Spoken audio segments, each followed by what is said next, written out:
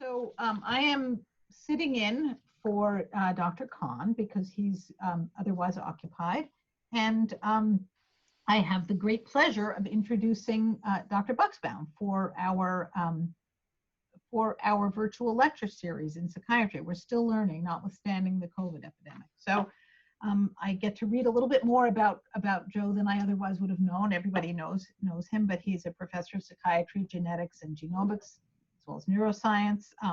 He, as all of you probably know, he's the director of the Seaver Autism Center for Research and Treatment and vice chair for research and mentoring in our department. So he's a accomplished molecular neuroscientist who works on understanding the molecular and genetic basis of autism spectrum disorders and other neurodevelopmental disorders. The aim of that is, of course, to help people and develop novel therapeutics.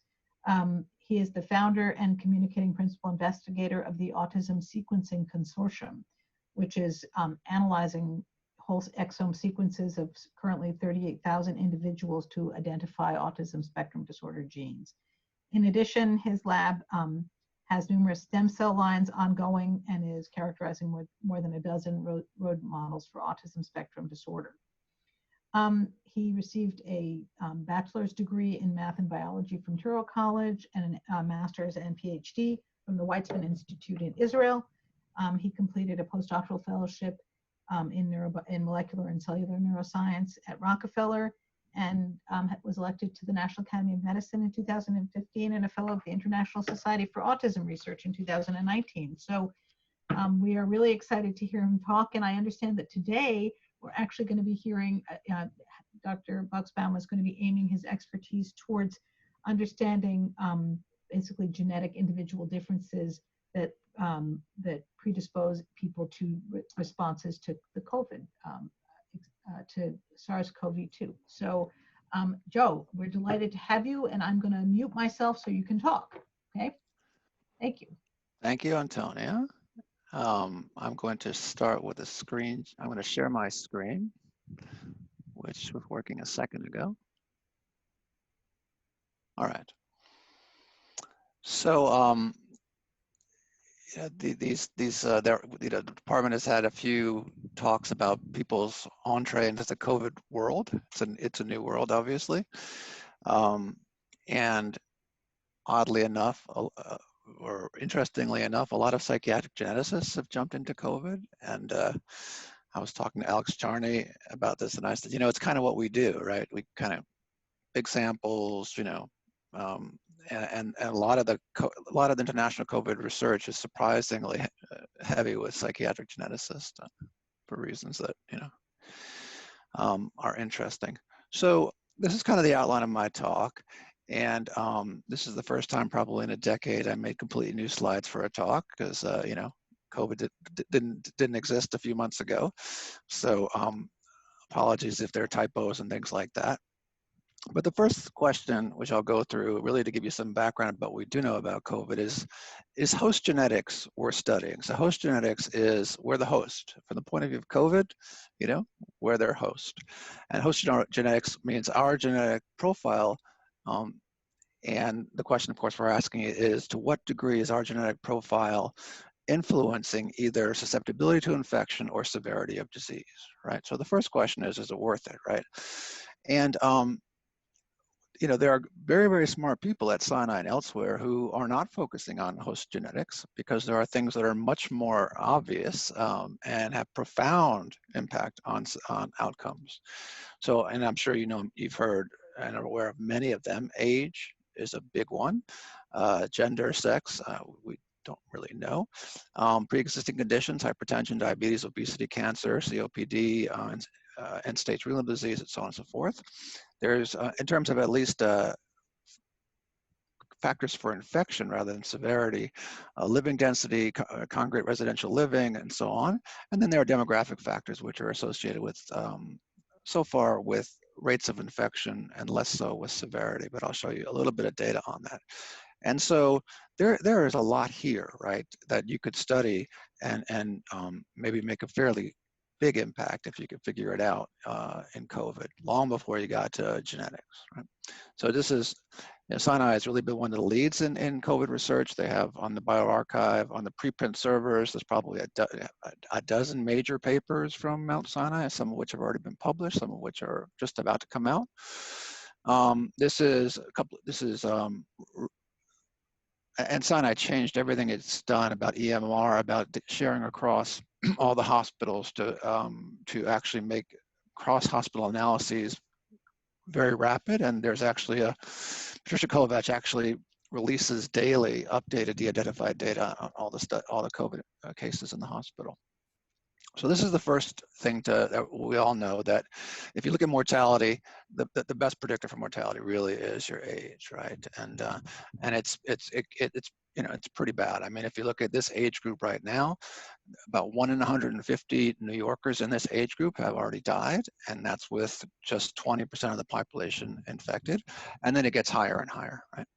I'll come back to this briefly, but what you can see is the mortality rates don't seem to be dependent on ancestry.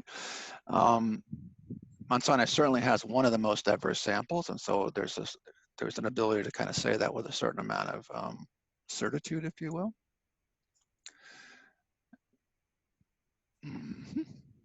Now if my slide would just advance. Okay, so this is that same paper. This is a little bit hard to understand, but the upshot is, it's also shown over here, that race or ancestry doesn't seem to be a predictor of outcome, where they're comparing infected versus affected versus the fraction of infected that have passed away.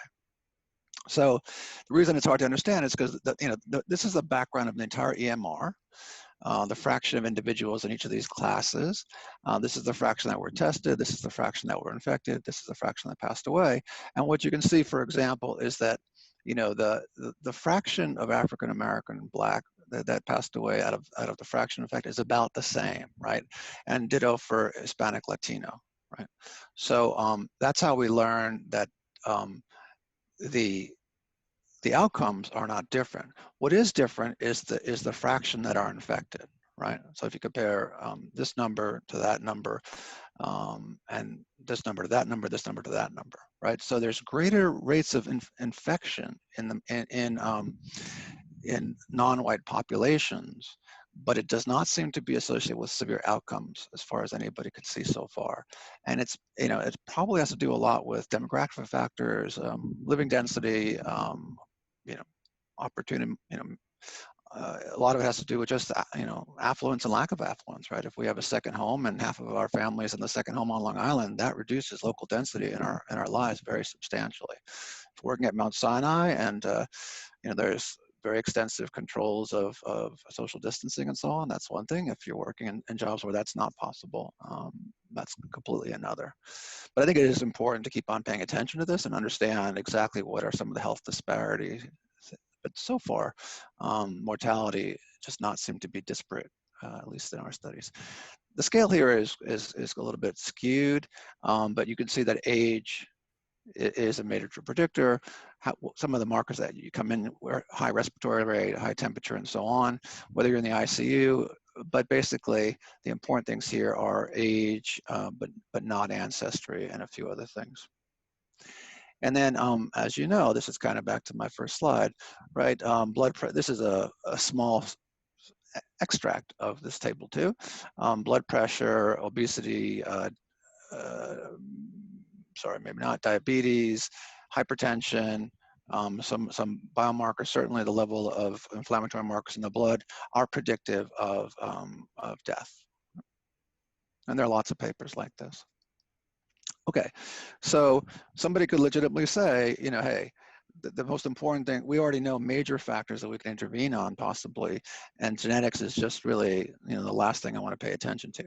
Another thing we know a lot about, and this is the work also from Sinai, Miriam Marad's work, and her team, that there is a very, very significant cytokine response, right?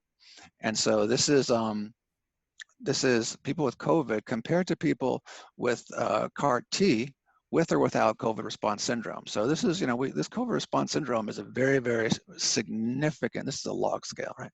A significant devastating manifestation in rare cases of CAR T, right? And COVID, is pretty much just as bad, right? Or pretty close to being as bad. So COVID is really has this kind of component of a cytokine storm or a cytokine release syndrome. And Miriam and her colleagues will go on to say that, so this is people who are negative or positive for PCR. These are some of the things, and she'll show you that many of the things that we consider important in terms of risk for COVID and risk for outcomes, severe outcomes, actually correlate with these cytokines, right? So males are more at risk and they have higher cytokines. As you get older, your cytokine levels are going up and you're more at risk for mortality. BMI, not significant, right? Ancestry, I could explain, but much of it's not significant. And then some of the things that we think of like hypertension, well, kidney disease as an example. The difference between the highlighted in yellow versus not highlighted in yellow is that this one remains after correcting for all other factors, okay? So kidney disease, like hypertension is very significantly associated with TNF levels, but if you correct for everything, it's no longer significant, right? But kidney disease, so but certainly it's elevated with hypertension, it's elevated with diabetes, and so a smart person would say, listen, a lot of those risk factors that we associate with severe illness seem to map with excess immune response. And if you take the cyanide cohort and you ask about survival as a function of whether their IL-6 was high or low, IL-8 is high or low, TNF is high or low, you can see that it's actually a predictor of outcomes. This is, again, survival probability, right? And this is another way to look at it. This is cumulative deaths. And even these things that we all know, like CRP and D-dimer, these inflammatory markers, or OT saturation or fever, are all associated with this elevated cytokines. So it's not quite the same as cytokine release syndrome. The cytokine profiles are a little different, but it's certainly, there's a very strong association with severe course with high cytokine levels. And here's a severity score at first visit. What you can see is lowest severity, go up 1, go up 2, and all of that's very significant. And then one of the things they're trying to do, and it's an emerging area, is since there are a lot of clinical trials going on, what do they do to the cytokine levels? Okay, and it's early days, but look at remdesivir is pushing down. That's the red is yes, pushing down the levels of IL-6, probably pushing down the levels of IL-8. This monoclonal antibody is a bit of it's already known that this particular antibody causes a transient increase in apparent IL-6 because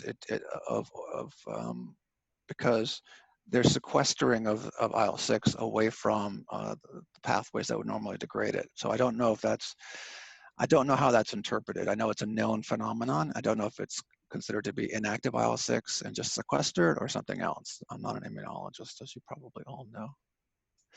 All right, so, Miriam Murad and Sasha Gnatic will tell you that, where we want to put our efforts is in cytokines, right? So they cite 3 studies here. These 2 monoclonal antibodies show some efficacy already. This one over here seemed to show efficacy only in severe disease, but, there's pretty good reason based on all of their research, and it's ongoing. It's a massive study. They're doing serial sampling over time, as you see, that IL-6 blockade is a possible therapeutic, TNF alpha therapeutics, and then what I didn't show you, IL-6 and TNF alpha are independent combination regimens. So so they're already taking their molecular data and coming up with therapeutic approaches, right? So so people who are in this space will say genetics is, I'm sure it's important someday, but right now there's plenty to do without genetics, right? So why still do it? Well, first, I have to remind people that it is a deadly disease, and we'll talk a little bit about that. It's almost certainly the case that host genetics is part of the risk architecture. There's pretty much no virus that I can think of that doesn't have host genetics as part of the risk architecture. And this is the one that really kind of, was the original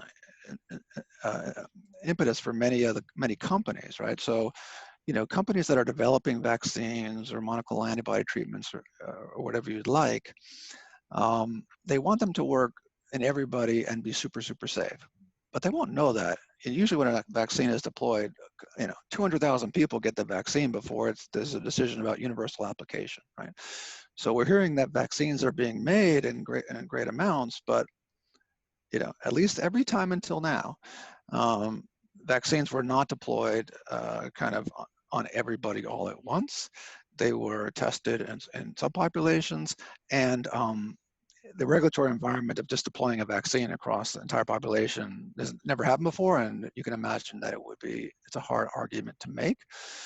So these companies are very worried or interested about predicting risk, right? Because if somebody can say this person, for whatever reason, demographic, genetic, or otherwise, is at high risk of a severe illness, then the regulatory landscape for giving that person a preventive treatment is very different, right? Very high risk for a bad outcome. Okay, that's different, right, than just saying we're going to give everybody a vaccine. So in the companies that we spoke to, that people have spoken to early in this pandemic, have said this is critical for their planning. Now, nowadays people are talking about vaccines like we're all going to get one, as soon as it's out. I'll be surprised, but certainly historically that's never happened, right?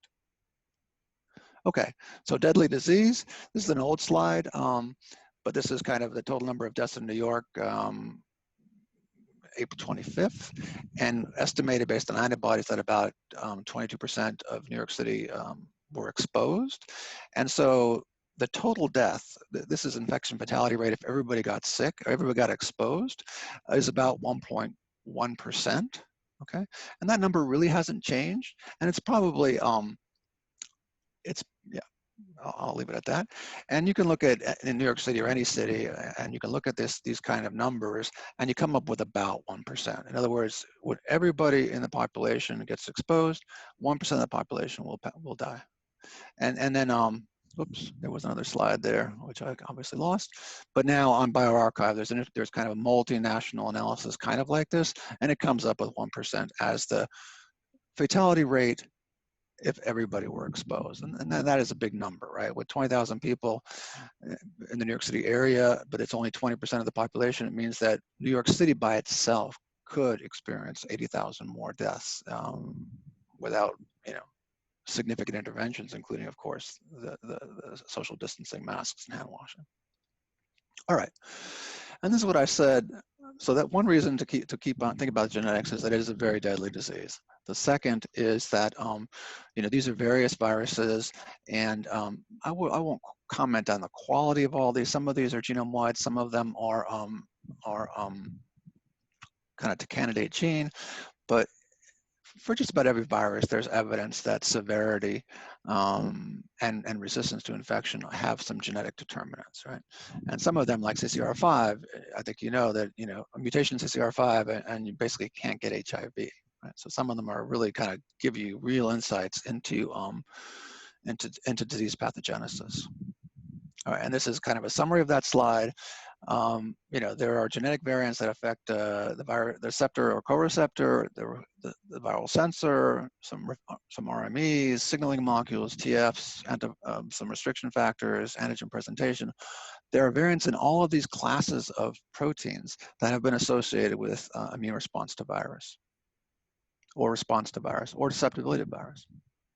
Like I said, if you have a mutation for HIV in the receptor, HIV receptor, you don't get HIV.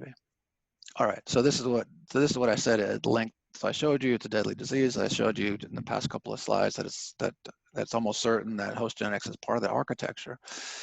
And I belabor this at length that it's unlikely that they're going to deploy a vaccine universally on day one. They're going to deploy it at high risk people, and the more they can predict risk, the better. Okay, so I'm going to just go with these. This current topic area has no slides.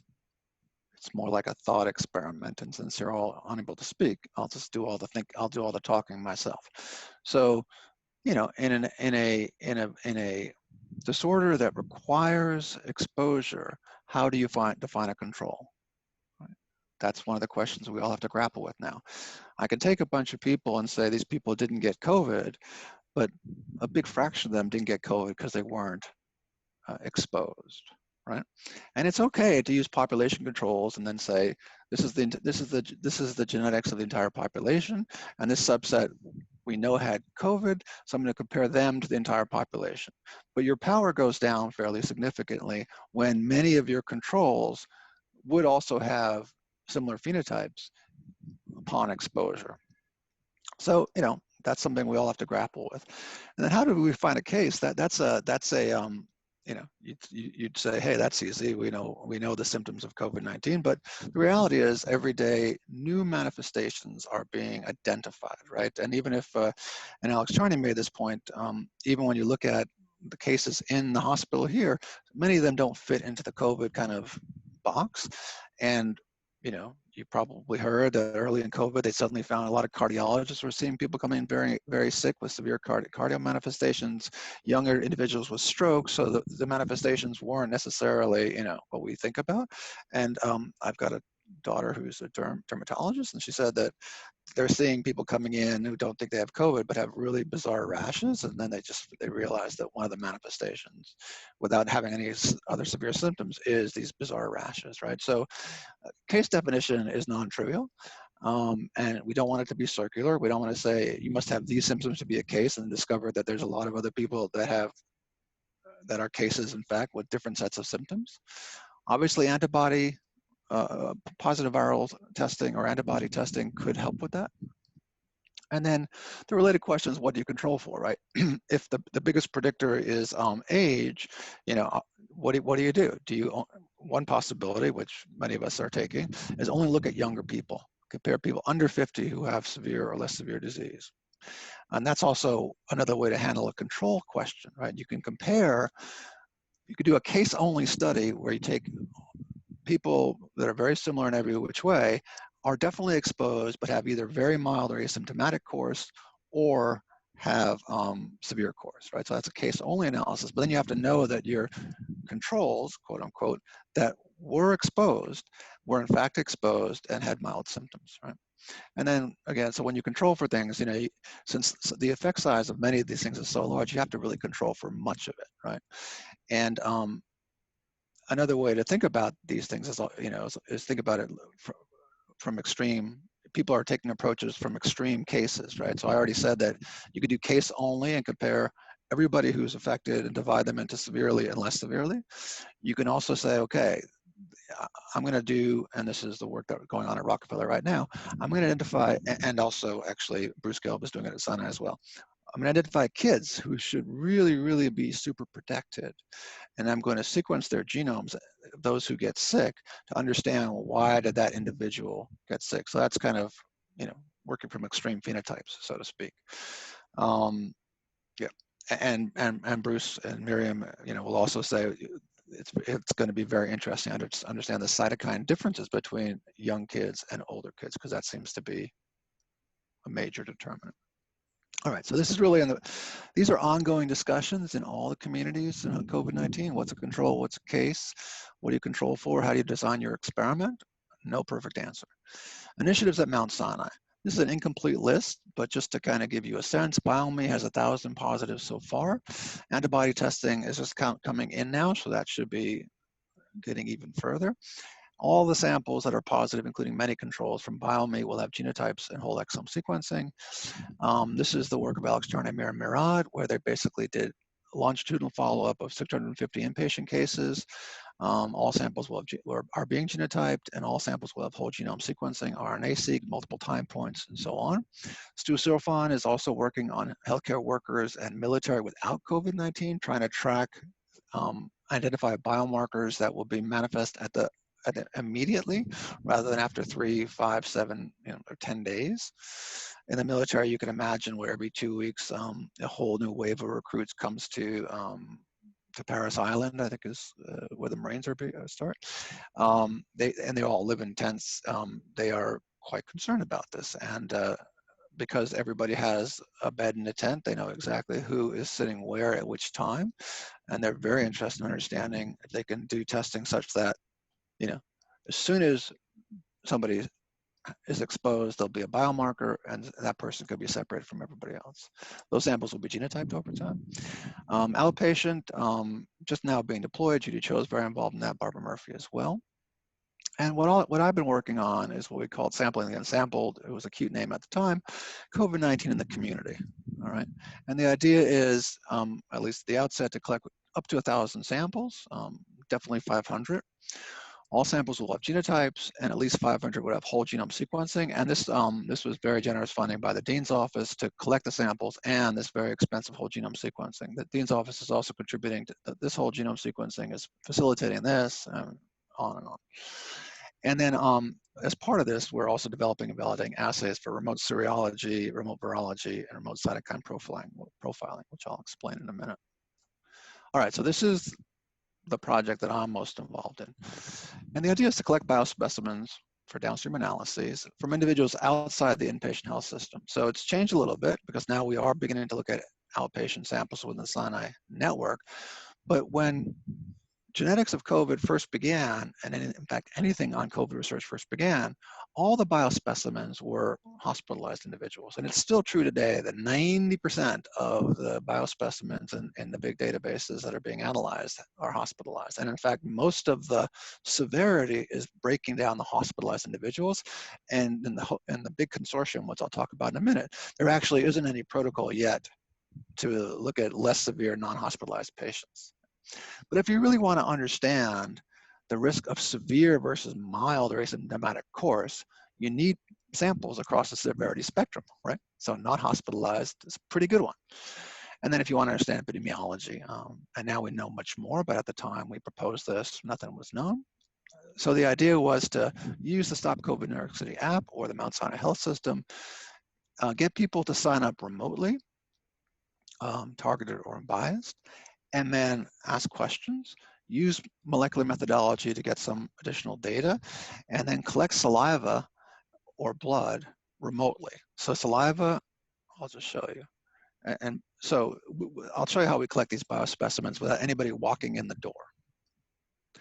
And a lot of people in the Seaver Autism Center jumped on this because they're passionate people, they're interested people, and because a lot of what we do, as I mentioned before, is ascertaining samples, bringing in families, consenting, and a lot of that stopped dead, right? And so we were able to kind of pivot some of our resources to this fairly long process,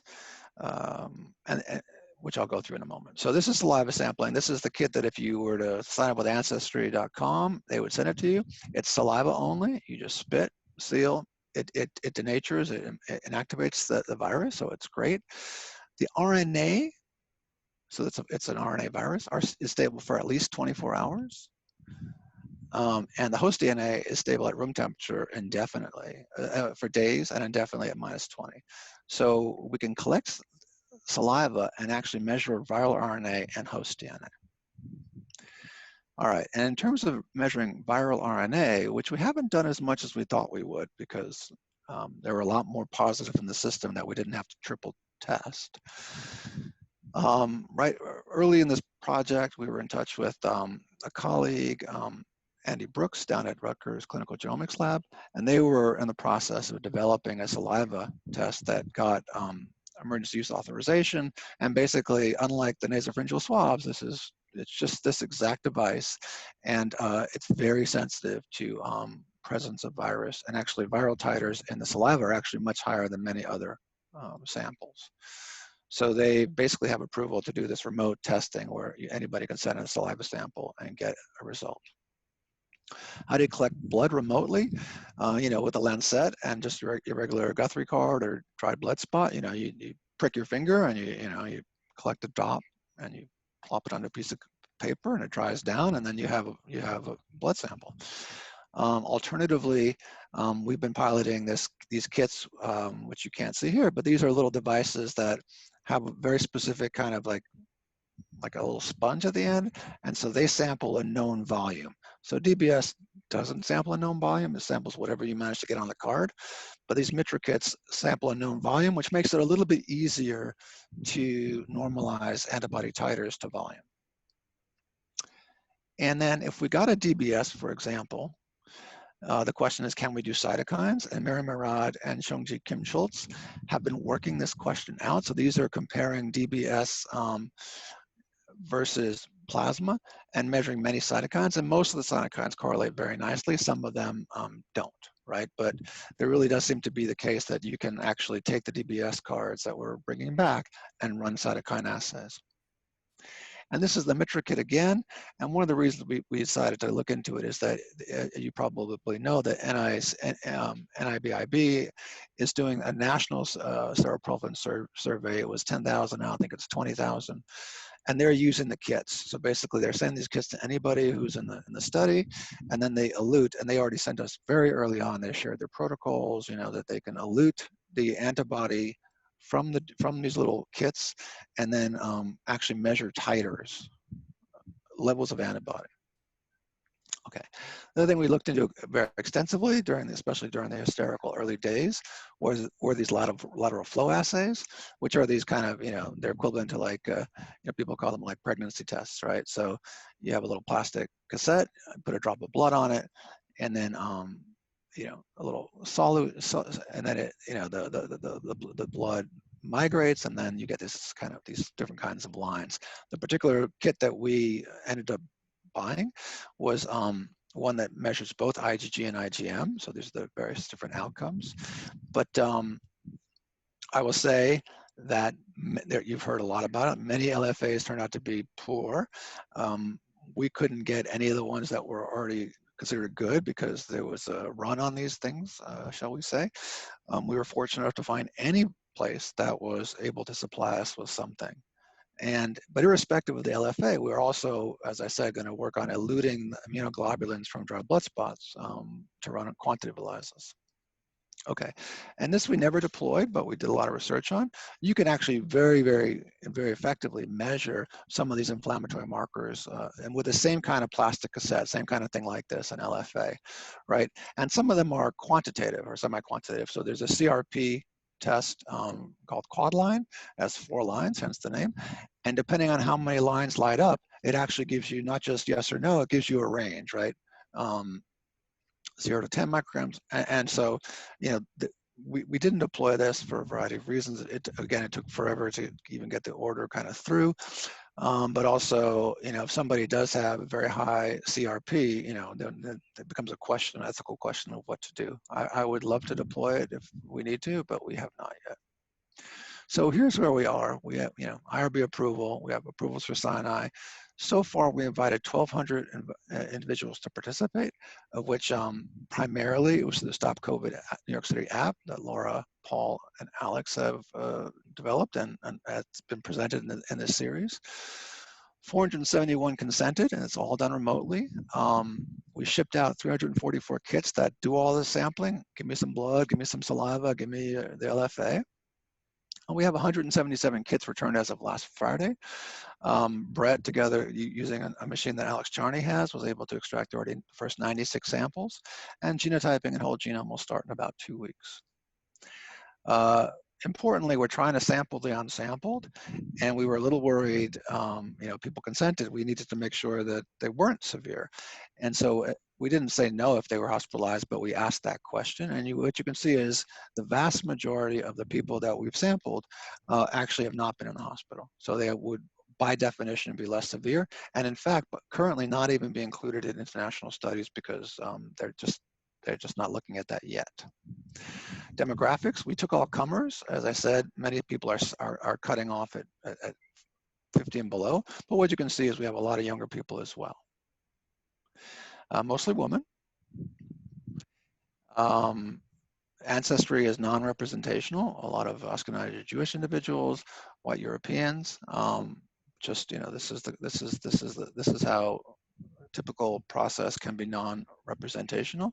And again, look at occupation. A lot of people in management, business, science, and legal, healthcare, add these together, education and training, you know. So we didn't, you know, the New York City, the Stop COVID New York City app is not directed solely at anybody. It's anybody can join, but there's a bias based on, you know, obviously it's much more well known at Mount Sinai than it is at non-Mount Sinai, right?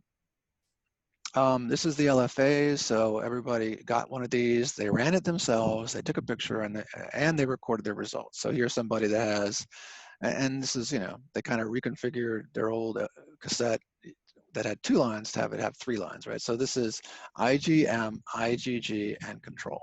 And so this person is positive for both the immunoglobulin G and IgM.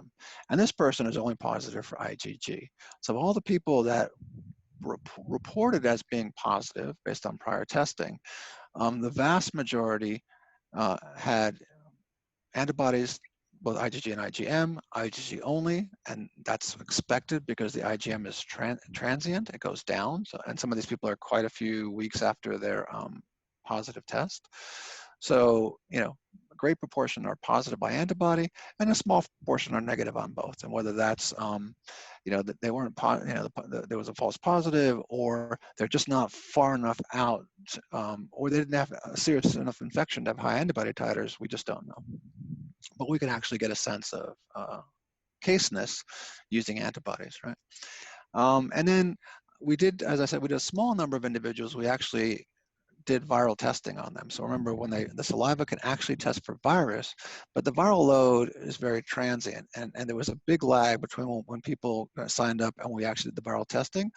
So we have a small number so far that may increase, but we can say, like we can say to somebody who is nominally symptomatic that at least when we tested them, they didn't seem to have the virus. We would have loved to, every step had 2-week delays, or 3-week delays, or 4-week delays. We would love to have, got them to test the day they had symptoms, but they were just problems. The USPS first said no problem, and then once we were ready to ship, they said we can't ship these, and then it took Brett, several weeks of renegotiating before things could be shipped, right? So this is again where we are, and this is what we hope to see very soon, is extracting the DNA and genotyping. All right, so I'm going to jump over to the Hova Coast Genetics Initiative, and this is you can tell it's a well-run organization because they already have a logo. They had one like on day 3. And basically, the Host Genetics Initiative is run, by a few people, including Mark Daly, who we work with for decades in psychiatric genomics. We, as a community at Mount Sinai. And the idea is that the Host Genetics Initiative brings together anybody and everybody all over the world who wants to think about, study the genetic determinants of COVID susceptibility, severity, and outcomes. And the ideas are about drug repurposing, identify individuals at high or low risk, and add to the global knowledge, right? So the aims are, to provide this environment for sharing resources. And remember, we talked about how caseness can be hard to define. There's 100 different questionnaires out there. People are trying to harmonize, so we don't have all these different questions. In the beginning, nobody thought about lack of taste or smell, and that came out. Now, and then a lot of people who have very kind of sensitive skin, that turns out to be a very good predictor. So the questionnaires change with time, obviously. Really organize all the data and analytics to identify the host genetic factors, influences, susceptibility, and severity, and then share results broadly and freely to the entire community. This is kind of the global map of contributors and registered studies. For some reason, I think money changed hands, but whenever you zoom out, the only thing that shows up in New York is Columbia University. So you have to zoom in, and there's BioMe, which has already contributed, and the other samples I showed you earlier at Sinai will go there too. So that's what I just said. In addition to what we're doing at Sinai, all the data will go ultimately to HGI, subject to data use agreements and all that sort of stuff. And HGI is very active. The next data release will be on July 2nd, next Thursday. Okay, some exciting results from the preprint world. Okay, so when I first started writing this, we didn't have these results yet. So I was trying to convince you all that, hey, it's worth studying even though there's nothing there. But now we have some results. So the first result that really kind of came out was the study, the Italian and Spanish groups got together and did a GWAS and then brought in, and the numbers are fairly small. I mean, these are big numbers, but if you know your psych genetics, there are plenty of studies that have 20,000 cases, not plenty. There are cases with 10,000 or 20,000 cases and 4 times as many controls before you begin to see real findings that are really kind of robust. So on that scale, this is a fairly small study. When you add this all together, it's a couple of thousand individuals. So there was a real question about whether there's going to be any findings whatsoever. However, they found 2 genome-wide significant findings with that small sample. One's on chromosome 3, the P arm, and one is in the ABO locus on chromosome 9. So let me start with the ABO locus. So these are the two findings quite zoomed in. Here's the ABO locus right here, determines your blood group, right? It is associated with other disorders. There's no question that other viral infectivity is already known to be associated with ABO type. And this is the genetic finding. But when they also looked at the genetic finding said look at ABO, but when they also looked at blood group, they found that A positive individuals had the highest risk and O negative had the lowest risk, right? So the genetic finding said this is the locus, but then you could also take the known blood groups from people and say, well, what's the relative risk? And O seems to be protective. There were actually lots of papers about this, looking only at blood group, not from the genetic perspective. And the take home is that, the O has a much reduced level of susceptibility or severity. Remember, we can't always deconflate those. If you're equally susceptible, but you have very mild asymptomatic illness, it'll look like you're less susceptible, right? While group, certainly A seems to be the higher risk. So this was, again, these are all different preprint studies. There's really almost, there's I think 8,000 papers on the preprint world right now on COVID-19. And if you started following COVID-19, on day 1 there were 100 papers, then 200 papers. It was just amazing how quickly papers came out, and some of them quite important. But they were just being pushed out onto preprint servers. You want to look at it, right? Now, in spite of all these many papers about the ABO blood group and this meta-analysis, there's already a meta-analysis putting together these other studies saying the ABO blood group is important. It wasn't until 23andMe had a press release that people started to pay attention to this, at least in the news media, right? So 23andMe did this kind of weird hybrid press release that said that we're doing lots of genetics, we got thousands of participants, we got something interesting, and all they report on it is by blood type. So they kind of make a to B to Z. They say they found some kind of genetic finding, but I guess it's significant. I shouldn't diss it too much. But then the main focus is that they went back and looked at blood type as a function of percent who were reporting. Okay. And again, that got a lot of press, and you never, if you hadn't been reading the literature, you'd say nobody knew about the ABO issue until 23andMe released it like a week ago. But as I said, there was already a meta-analysis of prior studies. Okay, here's the other locus. This is the chromosome 3 locus. It's more complicated. It's not just ABO. There are multiple genes here. There are cytokine receptors. There are there's various hypotheses, chemokine receptors, excuse me. So there's a chemokine receptor cluster here. There are other things in there that are interesting. SLC6A2, which is a transporter. You could pick your favorite gene under a peak and say, that's what I think it is. It's not the best way to work, but there are lots of genes there, and you can make a story about almost anything. What was really important, I think, with this finding is that the HCI was continuing to analyze data as it came in. Okay, and their most recent freeze from 2 weeks ago, they noted quite clearly that there was a very clean and healthy looking peak on chromosome 3P. And it's clean and healthy in that, many SNPs kind of converge very nicely at the locus. It's not just one SNP kind of living by itself, Now, this is the threshold for genome-wide significance, and so it wasn't there, and so it's a very cautious group. We've all reported stuff that didn't replicate. But as soon as this group over here made made this finding, they actually used the HGI data as a replication study. And this is significant, not on discovery, but it's significant as a replication. So the finding, here's the chromosome 3p finding from the Spanish Italian group. The finding is replicated in the HGI initiative, even in the currently relatively small sample.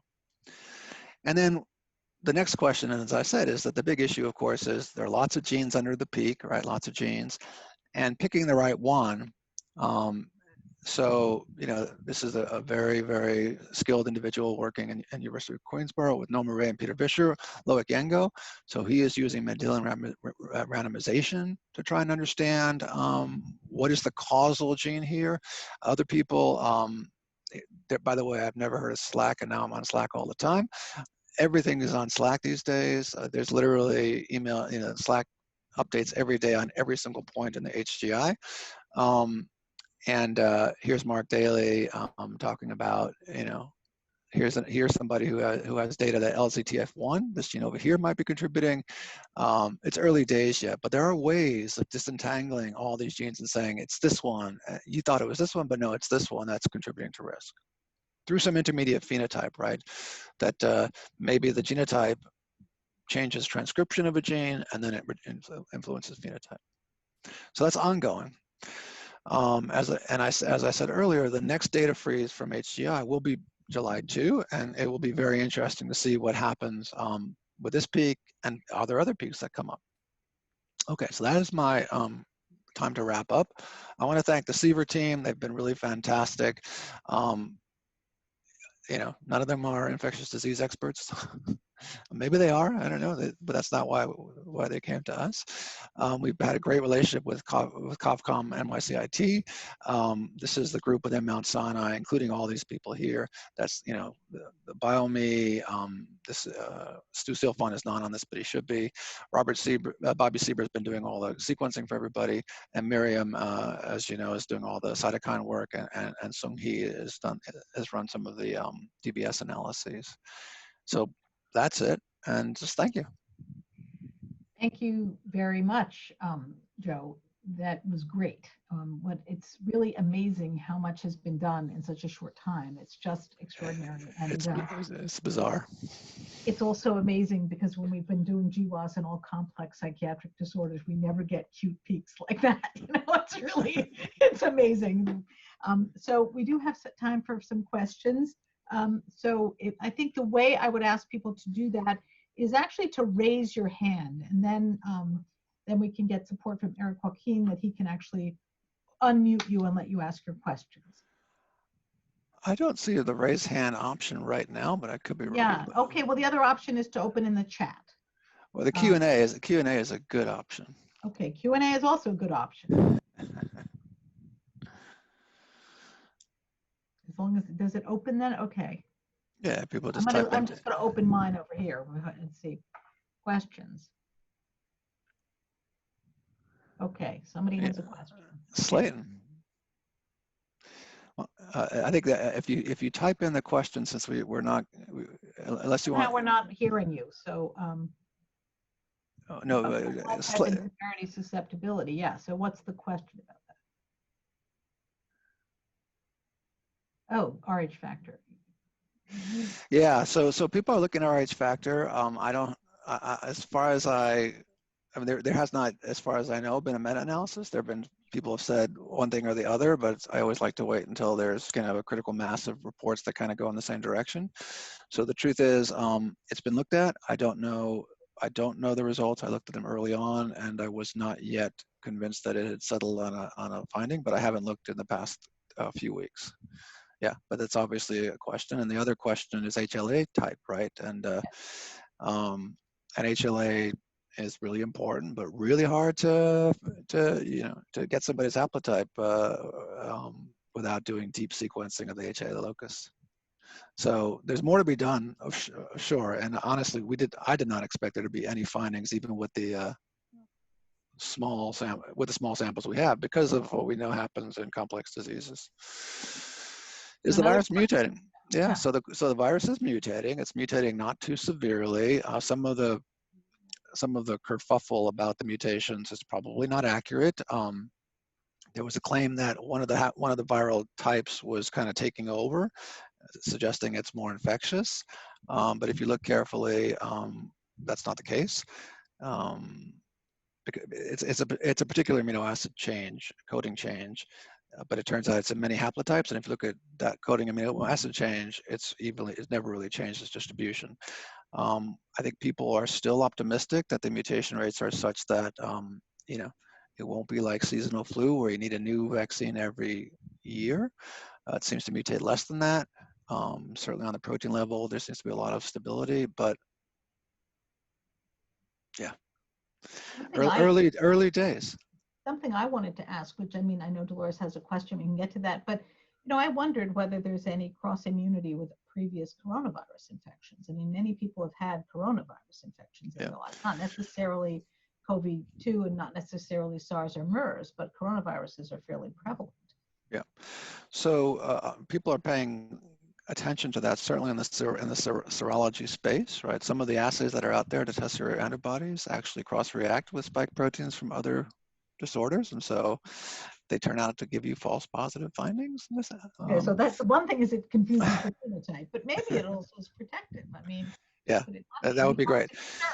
So Sinai's assay is highly specific, right? They spent a lot of time on this question, and it also correlates with the levels of neutralizing antibody to COVID-19, and so I think I don't know if anybody's shown that cross-reactivity of somebody's antibodies to prior antibodies to COVID-19 are neutralizing, which is what, you don't want antibodies. You want antibodies to actually do the job.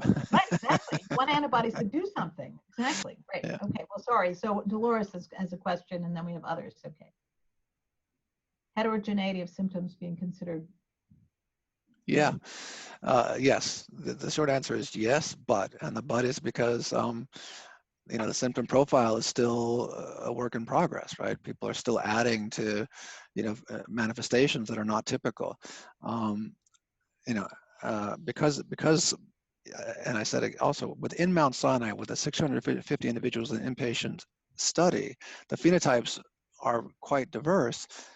Alex Charney and his team are leading a phenotype group within Mount Sinai to see if we can't do better at capturing the entire spectrum of phenotypes, and then you can ask questions within severity or within manifestations. Are there genetic associations, right? And certainly, sorry, I was just going to say we have a case that we submitted as a case report of somebody who had no prior psych history, presented with a very bizarre psychotic presentation in a previously healthy guy in his 40s, and he had COVID. Yep. So people are seeing this kind of bizarre psychiatric manifestations. I told you about my daughter. I'm going to keep on mentioning my daughter. I've got 4 daughters, and their names. But she's a derm resident, and she's hopefully write a case report on a bunch of people who came in that had such bizarre rashes, but nothing else. But they all said it's got to be COVID, and they tested, and one of them who just kept on testing negative, they kept on testing for antibodies, and finally that person showed antibodies, right? So everybody was positive for COVID. Interesting. So it's a work in progress, Dolores. Higher death rates reported in people of color and Black people. Yeah, so, as I said, I've looked at this, many of us have looked at the data in New York City and other kind of very diverse populations. And certainly in New York City, from what I've seen, there's not a lot of evidence that the death rates are higher as a function of infection rates, right? If infection rates are higher, and the same fraction die, then of course the overall rate of death will be higher based on demographics or ancestry or race or anything else. So this is just a first statement, and everybody's paying close attention. What seems to be happening, at least from the data that Mount Sinai is showing, is that the rates of infection are higher in minority populations, but once infected, the outcomes are not worse, which is an important thing. It doesn't solve the entire problem, obviously, depending on ancestry and depending on, there are some of these risk factors are quite prevalent in Native American populations, right, and other minority populations, and since they have a lot to do with outcomes, they are contributing to the overall risk for bad outcomes. But so far, the biggest impact, at least in the New York City area, has been more on rates of infection rather than rates of death. Thank you very much. I think we are done with the questions, and we are pretty much out of time. So, this was great, Joe. I really appreciate it, and we particularly appreciate. I want to say that I thank you. I know this was delayed because I know you took a pause in your lab for Juneteenth, and I think that was also. So we appreciate your being willing to reschedule. So thank you. Okay, take care. Bye all. Thank you for listening, everyone.